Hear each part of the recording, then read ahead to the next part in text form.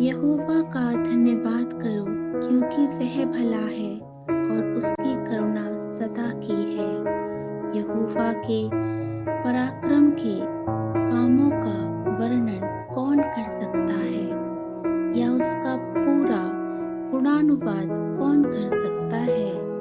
क्या ही धन्य हैं वे जो न्याय पर चलते हैं, जो हर समय धार्मिकता का आचरण करते हैं। हे यहोवा, उस कृपा के अनुसार जो तू अपनी प्रजा पर करता है, मुझे स्मरण कर, उद्धार करके मेरी सुधि ले, कि मैं तेरे चुने हुओं की समृद्धि देखूं, तेरी प्रजा के आनंद में मग्न हो जाऊं और तेरी मिरास के लोगों के साथ महिमा करूं। हमने अपने पूर्वजों के समान पाप किया है, हमने अधर्म किया, हमने दुष्टता की है। हमारे पूर्वजों ने मिस्र में तेरे आश्चर्य कर्मों को नहीं समझा। उन्होंने तेरी अपार करुणा को स्मरण नहीं किया, वरन समुद्र के किनारे अर्थात लाल समुद्र के किनारे विद्रोह किया। फिर भी उसने अपने नाम के निमित्त उनको बचाया, कि वह अपने पराक्रम को प्रकट करे। तब उसने लाल समुद्र को डांटा और वह सूख गया। वह गहराव में से उन्हें ऐसे निकाल ले गया जैसे जंगल में से। इस प्रकार उसने उन्हें बैरी से बचाया, हाँ, उन्हें शत्रु के हाथ से छुड़ा लिया, और जल ने उनके शत्रुओं को ढांप लिया। उनमें से एक भी ना बचा। तब उन्होंने उसके वचनों पर विश्वास किया, उन्होंने उसकी स्तुति के गीत गाए। वे शीघ्र ही उसके कामों को भूल गए, वे उसकी सम्मति के लिए ना ठहरे, परंतु जंगल में अति लालसा की और मरुस्थल में परमेश्वर को परखा। इसलिए उसने उनकी मांग को पूरा किया, परंतु उनके प्राण को सुखा दिया। जब उन्होंने छावनी में से मूसा से और यहोवा के पवित्र जन हारून से डाह की, तो भूमि ने फटकर दातान को निकल लिया और अबीराम के झुंड को ग्रास लिया, और उनके झुंड में आग भड़क उठी। अग्नि ज्वाला ने दुष्ट को भस्म कर दिया। उन्होंने होरेब में एक बछड़ा बनाया और ढाली हुई मूर्ति की पूजा की। इस प्रकार उन्होंने अपनी महिमा को घास खाने वाले बैल की प्रतिमा में बदल डाला। वे अपने उद्धारकर्ता परमेश्वर को भूल गए, जिसने मिस्र में बड़े बड़े कार्य, हाम के देश में आश्चर्यजनक कार्य, हाँ, लाल समुद्र के तट पर भयानक कार्य किए थे। इसलिए उसने कहा, मैं उन्हें नष्ट कर डालता, यदि मेरा चुना हुआ जन मूसा मेरे सामने आकर बीच में ना पड़ता, कि मेरे कोप को ठंडा करे। ऐसा ना हो कि मैं उनका सर्वनाश करूं।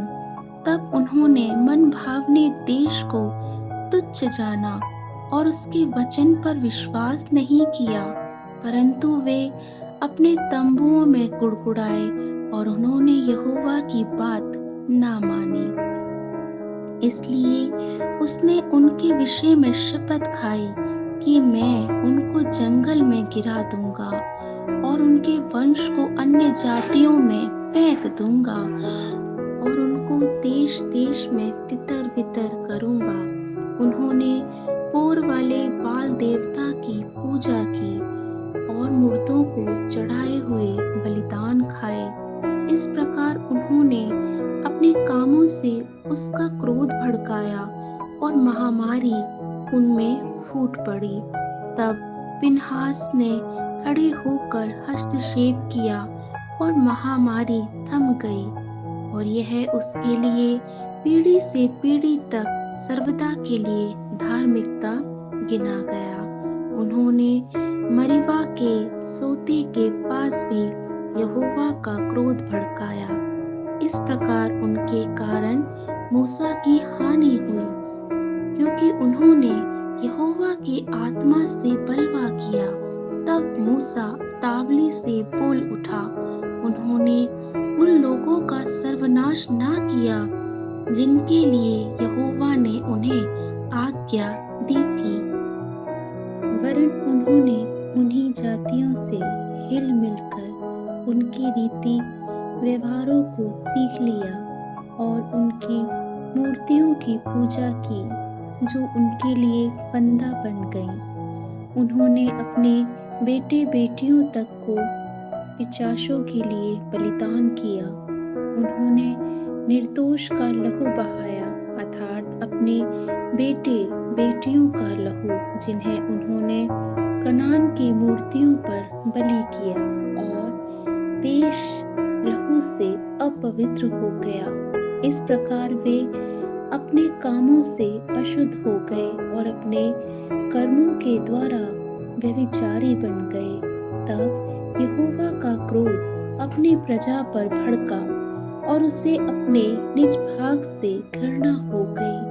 तब उसने उन्हें अन्य जातियों के हाथ में कर दिया। हाँ, उनके बैरियों ने उन पर शासन किया, उनके शत्रुओं ने भी उन पर अंधेर किया, और वे उनकी शक्ति के अधीन हो गए।